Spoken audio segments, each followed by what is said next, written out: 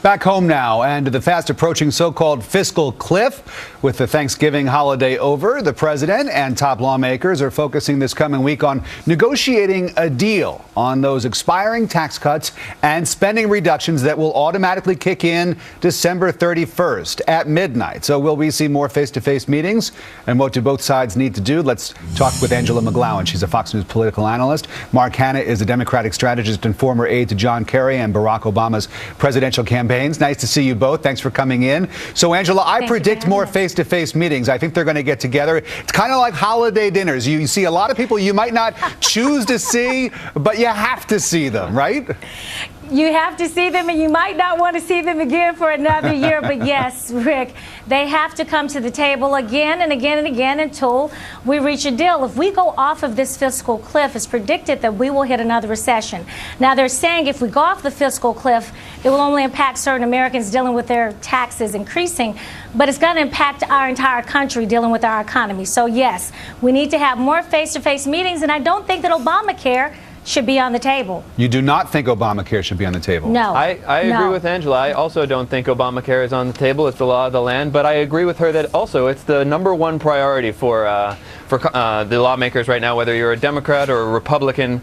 This should be priority #1. When John Boehner had the new freshman Tea Partiers come in 2010 and we were facing the debt ceiling, he characterized that as the first adult moment for these new freshman congressmen.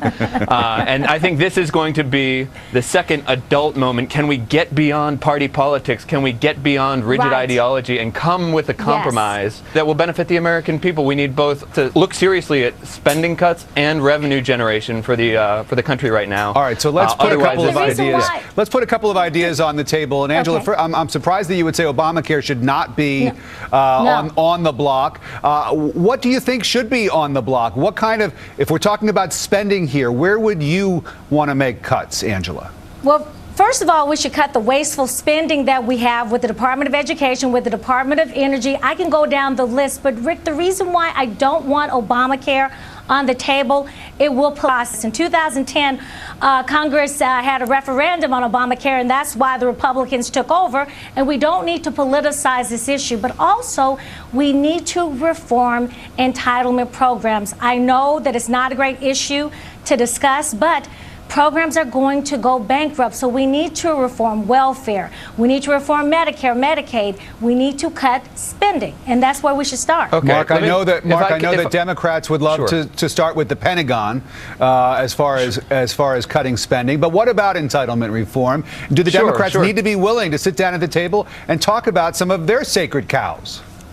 Yeah, Democrats are going to have to cut things that are uncomfortable for Democrats to cut, just like Republicans will. The Pentagon, as you mentioned. Well, let me first take issue with something Angela said, education, and I don't know whether she characterizes that as an entitlement, but, you know, public education in this country, okay, well, good. Energy is not an entitlement my mother is a teacher, and my sister's a teacher as well. No.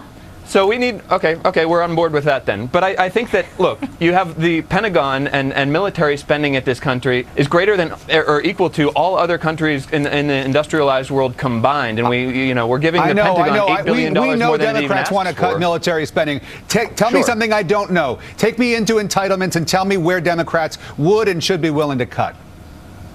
Look, there are a number of things across the table that, and it's not just about cutting with an axe. It's sort of going in with a scalpel and removing inefficiencies, removing waste where it exists. Think about it if your own family had a debt problem, right? If you have your credit cards are run up, what are the two things you want to do? You want to find ways that you can reduce things, spending on things you don't necessarily need, and you need to also, let's focus on this part of it, which is revenue generation. You need to find new sources of income, new sources of making money so that you can pay down your debts. So that's exactly what we should be focused on right now, and we need Republicans to join us in doing it. As for welfare reform and cutting spending, what you should do is give companies tax breaks for job training programs, increase that for them so we can take people off the welfare dole. That will cut spending into working. Take them off of food stamps and actually getting a job. So that's where we could give more tax cuts or more tax breaks to corporations that create these job training programs to help people get a job. I can't believe I'm listening to this right now, Rick. I can't believe I'm listening to We've got less than a minute, so go ahead and respond. Okay, but poor people in this country have it too good and we need to give tax cuts to corporations? That's not what what Angela I was said. proposing? That's not what I said. That is exactly That's what not you what I said. No, Angela, why don't you clarify real Come out. fast? And I when we've never had this big a gap between the rich and the middle class in this country, we need to look at reforming corporate welfare, not getting poor people. Angela, do you want to respond to Mark real fast minimal government before we subsidy. run out of time? You know what? It's sad that liberals want to treat the poor as second-class citizens. Keep them on the federal plantation. Just come vote for us and get a free check. Give people a job to give them integrity and dignity.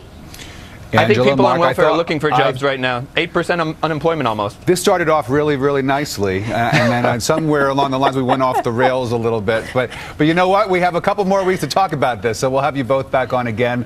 Enjoy the rest of the holiday weekend, and thanks so much for your time.